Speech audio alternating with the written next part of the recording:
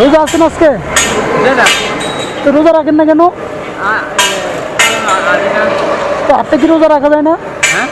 সারাদিন হাতে কি রোজা রাখা যায় না?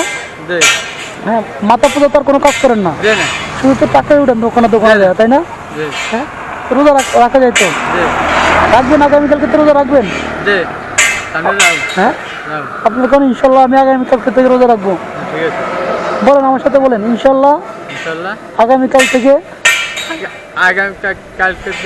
রোজা রাখবো ইনশাল্লাহ। হ্যাঁ, তাহলে আমি কয় টাকা দিব এখন কোন? আপনি কোন সাইড? দোকানদাররা তো 5 টাকার বেশি দেয় না, তাই না? হ্যাঁ, আমি কয় টাকা দিব এখন? 20 চাইনি। হ্যাঁ, এত কম চাইলে গো? হ্যাঁ, ধরেন একটা আমি কেন আর লাগবো না? লাগবো, তাহলে একটা নেন। বুঝছি এবার? এদিকে শুনেন, এদিকে আসেন, তাহলে ভালো থাকবেন।